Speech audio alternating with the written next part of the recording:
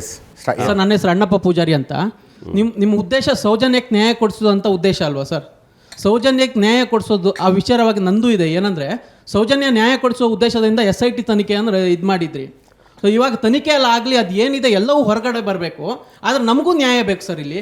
ಏನಕ್ಕಂದರೆ, ನಮ್ಮಂಥ ಕೋಟ್ಯಾಂತರ ಜನ ಧರ್ಮಸ್ಥಳವನ್ನು, ದೇವರ ರೂಪದಲ್ಲಿ ಧರ್ಮಸ್ಥಳ ವೀರೇಂದ್ರ ಹೆಗ್ಗಡೆ ಅವರನ್ನು ಮತ್ತು ಧರ್ಮಸ್ಥಳವನ್ನು ನಾವು ಅತ್ಯಂತ ಪ್ರೀತಿಯಿಂದ ನಾವು ನೋಡ್ತಾ ಇದ್ದೀವಿ.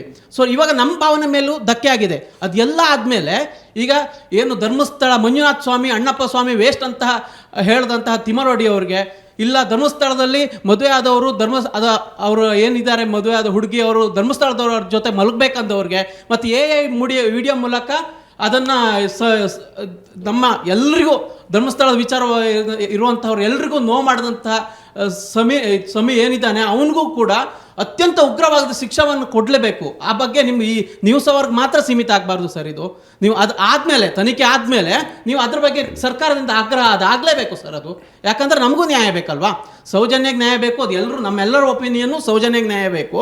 ಅದೇ ವಿಚಾರವಾಗೂ ನಮಗೂ ನ್ಯಾಯ ಬೇಕು. ನಿಮ್ಮ ಆರ್ಗ್ಯುಮೆಂಟ್ ಒಪ್ಕೋತೇನೆ ರೀ. ನಿಮ್ಮ ಆಗ್ರಹ ನ್ಯೂಸ್ ಅವ್ರಿಗೆ ಮಾತ್ರ ಸೀಮಿತ ಆದರೂ ಓಕೆನಾ? ಇಲ್ಲ, ನಮ್ಮ ನಿಮಿಷ 13 ವರ್ಷಗಳಿಂದ ಧರ್ಮಸ್ಥಳಕ್ಕೆ ಕಳಂಕ ಹಚ್ಚುವ ಕೆಲಸ ನಿರಂತರವಾಗಿ ಮಾಡ್ಕೊಂಡ್ ಬಂದಿದ್ದಾರೆ. ನೀವೇನು ಮಾಡಿದ್ರಿ? ನೀವೇನು ಮಾಡ್ತಾ ಇದ್ರಿ? ನೀವು ಪ್ರೊಟೆಸ್ಟ್ ನನ್ನ ಪ್ರಶ್ನೆ ಅದು. 13 ವರ್ಷ ರಿಲೆಂಟ್ಲೆಸ್ ಆಗಿ ನಡೀತಲ್ಲ. 13 ವರ್ಷಗಳಿಂದ ನಡೀತಲ್ಲ. ನೀವು ನ್ಯೂಸ್ ಅವರಲ್ಲಿ ಕೂತ್ಕೊಂಡು ಬೇಳೂರು ಗೋಪಾಲಕೃಷ್ಣ ಅವ್ರಿಗೆ ಆಗ್ರಹ ಮಾಡಿದ್ರೆ ಸಮಾಜವಾಗಿ ನಿಮ್ಮ ಮೇಲೆ ಜವಾಬ್ದಾರಿ ಇಲ್ವಾ ಸರ್? ಸಮಾಜವಾಗಿ ಜವಾಬ್ದಾರಿ ಇತ್ತು. ಆದರೆ ನ್ಯೂಸ್ ಈಗ ಏನು ನ್ಯೂಸ್ ಚಾನಲ್ ಅವರು ನೀವು ಏನಕ್ಕೆ ಸೈಲೆಂಟ್ ಆದ್ರಿ? ಇದರಲ್ಲಿ ಏನು ಇದು ಸುಳ್ಳು ಅವರ ಆರೋಪ ಮಾಡಿದ್ದಾರೆ ಅಂತ ನಿಮಗೂ ಗೊತ್ತಿತ್ತು. ಅದಕ್ಕೋಸ್ಕರ ಏನು ಸೋಷಿಯಲ್ ಮೀಡಿಯಾ ಯೂಟ್ಯೂಬ್ ಚಾನಲ್ಗಳು ಮಾತ್ರ ಮಾಡ್ತಿದ್ವು ಬಿಟ್ಟರೆ ಬೇರೆ ಯಾವುದು ಅಷ್ಟು ಸ್ಟಾರ್ಟಿಂಗ್ ನೀವು ಮಾಡಿದ್ರಿ. ಆಮೇಲೆ ನಿಮಗೂ ಗೊತ್ತಾಯ್ತು ನಮ್ಮ ಮೇಲೆ ಜವಾಬ್ದಾರಿ ಇರುತ್ತೆ. ಇಲ್ಲ, ಇವರು ಮಾಡಿದ್ದಾರೆ ಪಾಪ, ಎಲ್ಲ ಎಷ್ಟು ಬೇಕಷ್ಟು ಮಾಡಿದ್ದಾರೆ.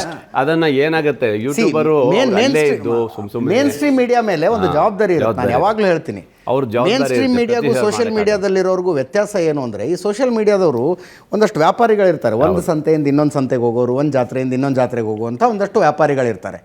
ಅವರಿಗೆ ಕಸ್ಟಮರ್ ಕೇರ್ ಅನ್ನೋದು ಅವ್ರಿಗೆ ಇಂಪಾರ್ಟೆಂಟ್ ಅಲ್ಲ. ಅವ್ರಿಗೆ 10 ರೂಪಾಯಿ ಜಾಸ್ತಿ ತಗೋತಾರೆ, ಕಡಿಮೆ ಮಾಲ್ ಕೊಡ್ತಾರೆ, ಏನೋ ಮಾಡ್ಕೊಂಡು ಅವ್ನು ಗುಡ್ಚಾಪಿ ಕಟ್ಕೊಂಡು ಹೋದ ಮುಂದಿನ ಜಾತ್ರೆಗೆ. ಬಟ್ ಊರಲ್ಲಿ ಕಿರಾಣಿ ಅಂಗಡಿ ಇಟ್ಕೊಂಡಿರ್ತಾರೆ ನೋಡಿ, ಅವನ ಮೇಲಿನ ಜವಾಬ್ದಾರಿ ಬೇರೆ. ಅವನಿಗೆ ದಿನ ಬೆಳಗ್ಗೆ ಅಂಗಡಿ ತೆಗಿಬೇಕು. ಅವನು ದಿನ ಬೆಳಗ್ಗೆ ಅದೇ ಕಸ್ಟಮರ್ ನೋಡ್ಬೇಕು ಅವನು. ನಾವು ಊರಲ್ಲಿ ಕಿರಾಣಿ ಅಂಗಡಿ ಇಟ್ಕೊಂಡಿರೋರು ಥರ ಅಣ್ಣ, ನಾವು ಹಾಗೆಲ್ಲ ಮಾಡೋದಕ್ಕೆ ಬರೋದಿಲ್ಲ. ಅಲ್ಲ, ಈ ಪ್ರಶ್ನೆ ಇವಾಗ ನಾಳೆ ದಿವಸ ಯಾರ್ಯಾರ್ದೋ ಹೆಸರು ಇಡೋದ್ರಲ್ಲ, ತುಂಬ ಜನ ಇದ್ದಾರೆ. ಅವ್ರು ತಮ್ಮ ಯೂಟ್ಯೂಬ್ ಚಾನಲ್ ಕ್ಲೋಸ್ ಮಾಡ್ಕೊಂಡು ಇನ್ನೇನೋ ಮಾಡೋದಕ್ಕೆ ಹೋದ್ರೆ ಯಾರು ಎಲ್ಲೋದ್ರು ಅಂತ ಕೇಳೋದಿಲ್ಲ.